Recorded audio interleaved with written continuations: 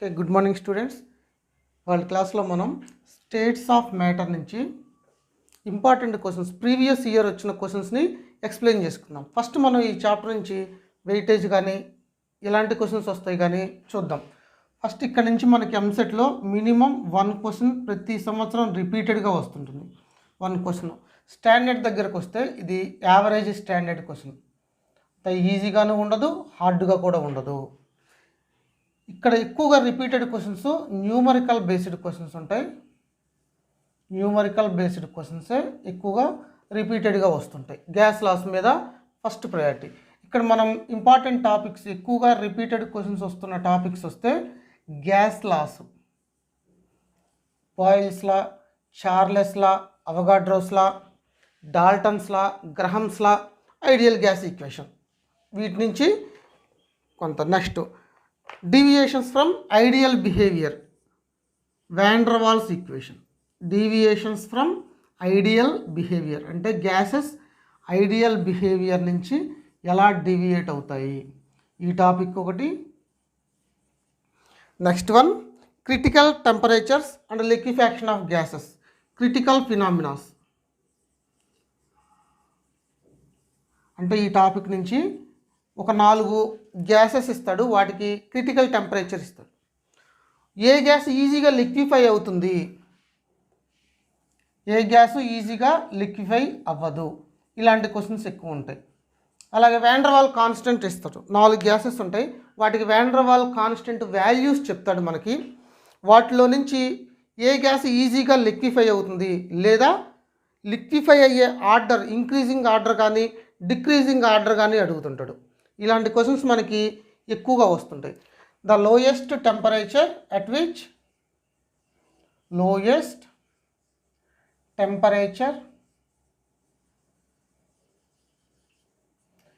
Which gases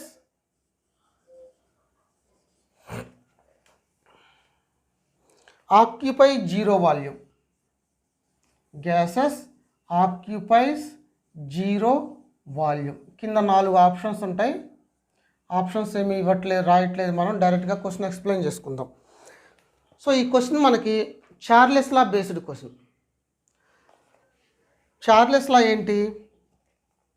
volume of the gas is directly proportional to temperature. అంటే temperature increase అయితే gas volume పెరుగుతుంది, at the same time temperature decrease అయితే gas volume తగ్గిపోతుంది. So వాల్యూమ్కి టెంపరేచర్కి మనం ఒక గ్రాఫ్ తీసుకుంటే ఇది టెంపరేచర్ స్కేల్, వాల్యూమ్ స్కేల్, మనకి ఇలా స్ట్రైట్ లైన్ వస్తుంది. ఈ లైన్ని బ్యాక్కి ఎక్స్టెండ్ చేస్తే ఒక చోట కట్ అవుతుంది ఎక్స్ యాక్సిస్ మీద. This is called zero volume. Volume is equal to 0. Temperature 273.15 degrees minus 273.15 degrees centigrade. అంటే ఈ టెంపరేచర్ దగ్గర theoretically gases occupy zero volume, but practically it is not possible, అది వేరే విషయం. కాబట్టి దీన్ని అబ్సల్యూట్ టెంపరేచర్ అంటారు, minus 273.15 degrees centigrade or kelvin temperature or kelvin zero అంటాం. కెల్విన్ స్కేల్ అనేది ఈ మైనస్ 273.15 డిగ్రీస్ సెంటీగ్రేడ్ నుంచి స్టార్ట్ అవుతుంది. సో ఈ క్వశ్చన్కి ఆన్సర్ ఏంటి? Minus 273.15 degrees centigrade or 0 kelvin. 600 cc of gas at pressure 750 mm. 600 cubic centimeters of gas at pressure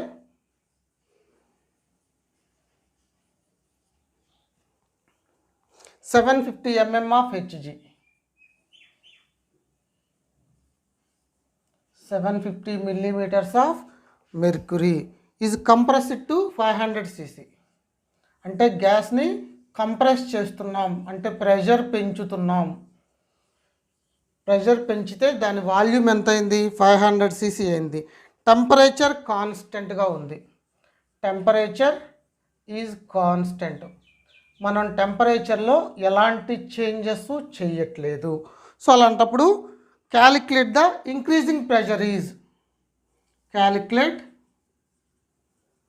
increasing pressure. First మనకి ఇలా ఏదైనా న్యూమరికల్ క్వశ్చన్స్ వచ్చినప్పుడు ఫస్ట్ మనం చేయాల్సిన పని ఏంటంటే ఈ క్వశ్చన్లో మనకి ఇచ్చిన డేటాని కింద రాసుకోవాలి. ఫస్ట్ డేటా ఏముంది, volume of the gas V1 is equal to 600 cc. Next ఇంకొకటి pressure P1 is equal to 750 millimeters of mercury, 750 mm of Hg. అలాగే ఇంకొకటి ఉంది కంప్రెస్ చేసిన తర్వాత వాల్యూమ్, దీన్ని V2 అంటాం. V2 is equal to 500 cc. Next మనం క్యాలిక్యులేట్ చేయాల్సింది ఏంటి, ప్రెషర్ P2 మనకి తెలియదు. మన దగ్గర ఉన్న క్వాంటిటీస్ ఏంటి, V1 P1, V2 P2. దీని నుంచి మనకి ఏ ఫార్ములా ఉంది ఒకసారి చెక్ చేసుకుంటే P1 V1 is equal to P2 V2. ఇది Boyle's law, P1 V1 is equal to P2 V2. So బాయిల్స్లో ఏంటి మనకి, బాయిల్స్లో ఏం చెప్తుంది తర్వాత చూద్దాం. ముందు ఇది బాయిల్స్లా ఫార్ములా. ఈ ఫార్ములాలో ఈ వాల్యూస్ మొత్తం సబ్స్టిట్యూట్ చేసుకోవాలి.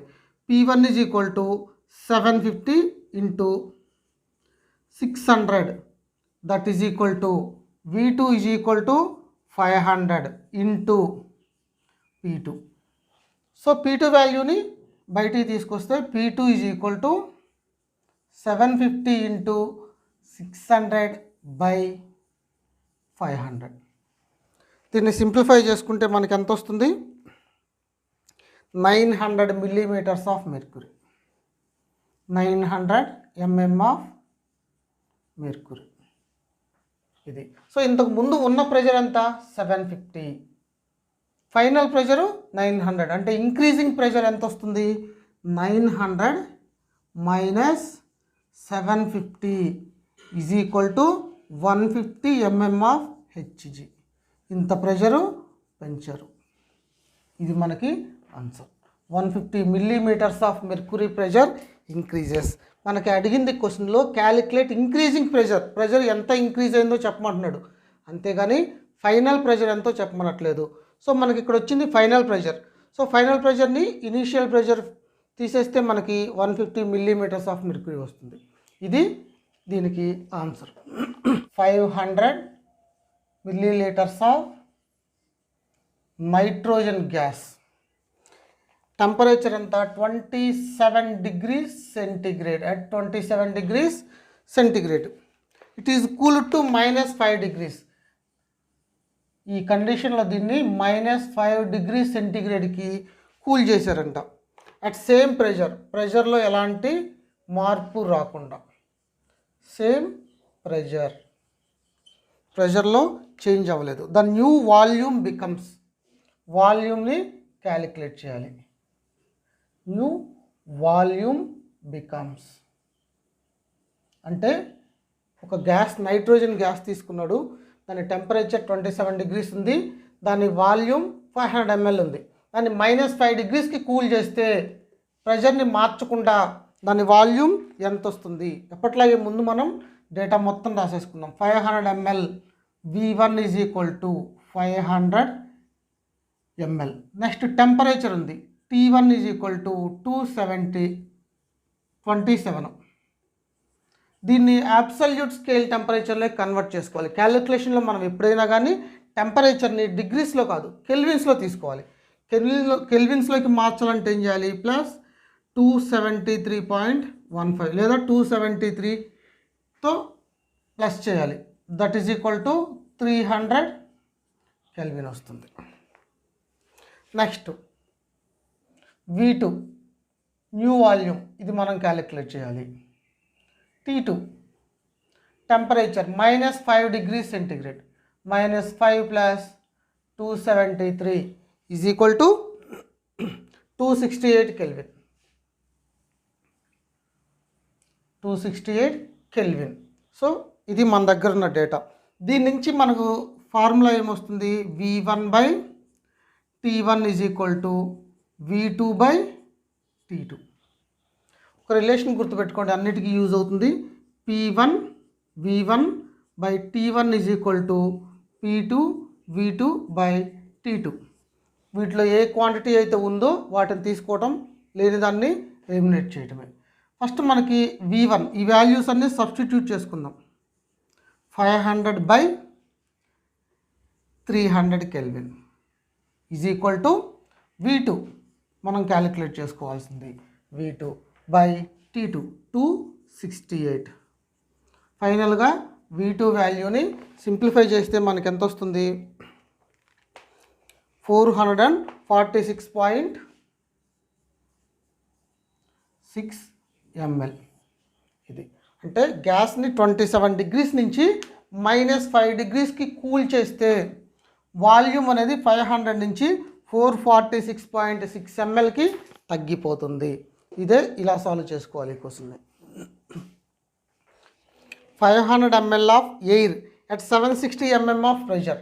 500 ml of air at 760 mm of mercury pressure దగ్గర compressed to 200 ml if temperature remain constant. Compression అంటే ప్రెషర్ పెంచటం. కంప్రెషన్ టు 200 ml వాల్యూమ్ తగ్గింది. ప్రెషర్ పెరిగితే వాల్యూమ్ తగ్గిపోతుంది. 200 ml if temperature constant. Temperature keep constant. Temperature constant. టెంపరేచర్లో మనం ఎలాంటి changes చేయట్లేదు. What will be the pressure after compression? Calculate pressure after compression. అంటే కంప్రెస్ చేసిన తర్వాత మనకి ఫైనల్ ప్రెషర్ ఎంత ఉంటుందో క్యాలిక్యులేట్ చేయమంటాడు. ఫస్ట్ ఎప్పటిలాగే మనం డేటా మొత్తం ఒక చోట రాసేసుకుందాం. V1 is equal to 500 ml. Next pressure P1 is equal to 760 millimeters of mercury.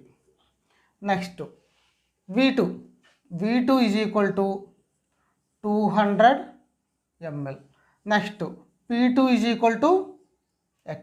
P2 వాల్యూని క్యాలిక్యులేట్ చేయాలి. దీని నుంచి మనకు వచ్చే ఫార్ములా ఏంటి? Boils law formula. P1 V1 is equal to P2 V2.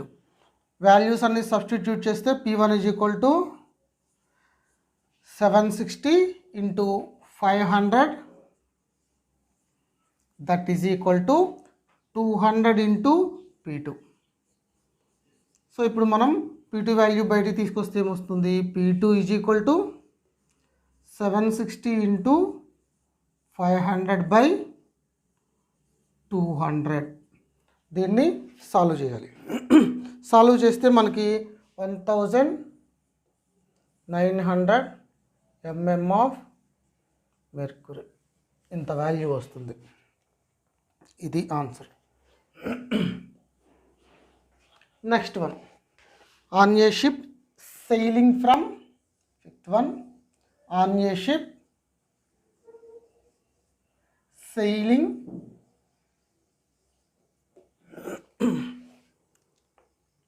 in Pacific Ocean.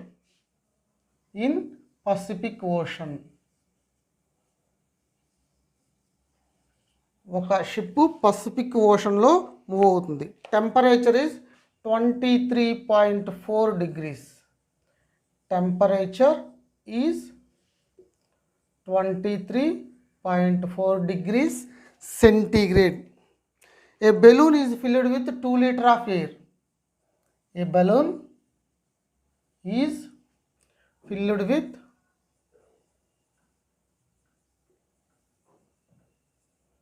2 liters of air. What will be the volume of balloon? What will be the volume of balloon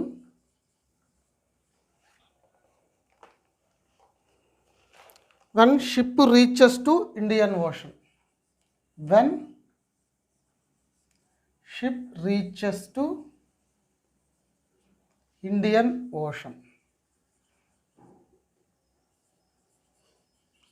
Indian Ocean, where temperature is 26.1 degrees centigrade.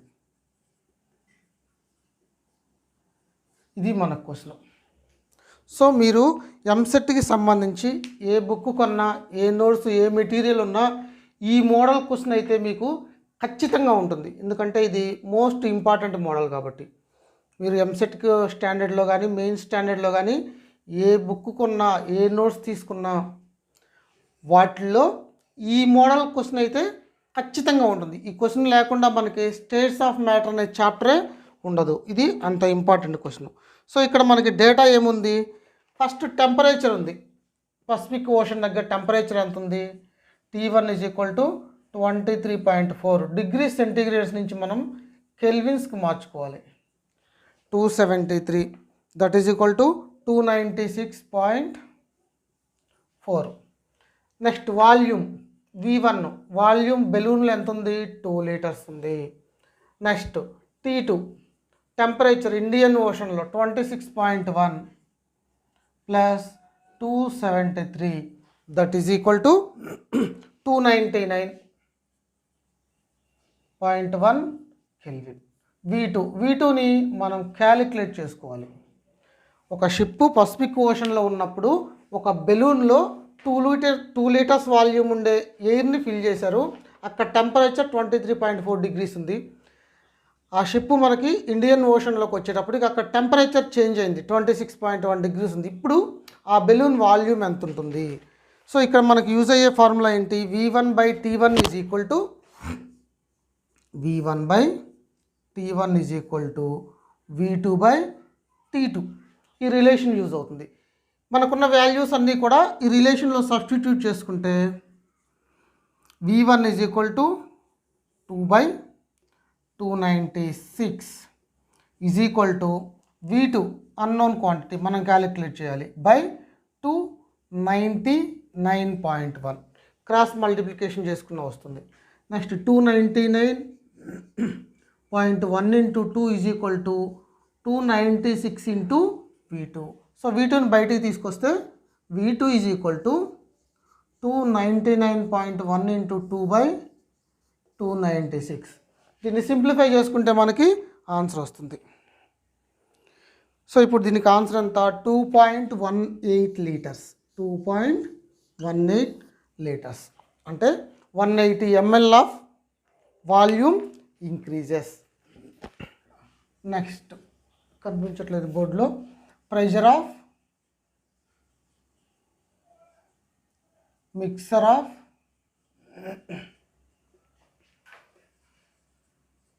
4 grams of oxygen and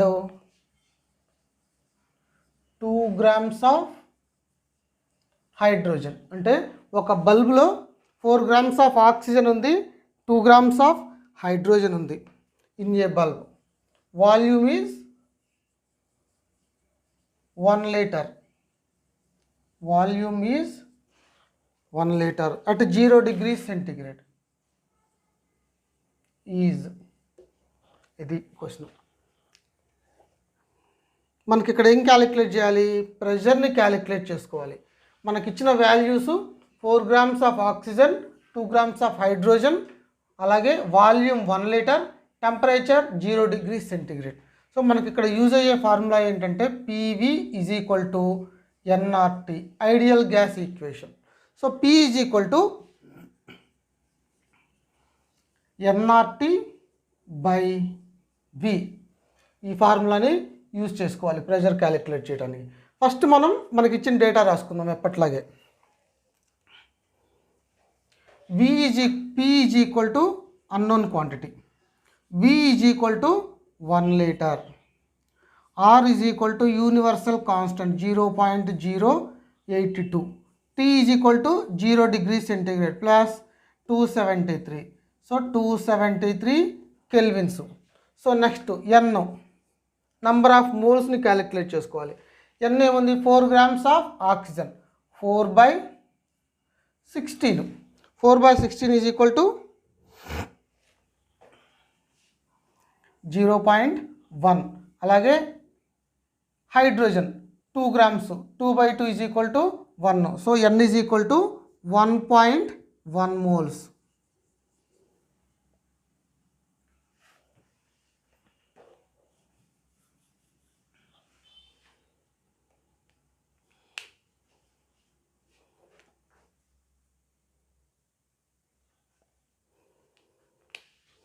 next values అనేది substitute చేసుకుంటే P is equal to 1.1 into 0.082 into 273 that is equal to 24.62 atmospheres ఇంత వస్తుంది.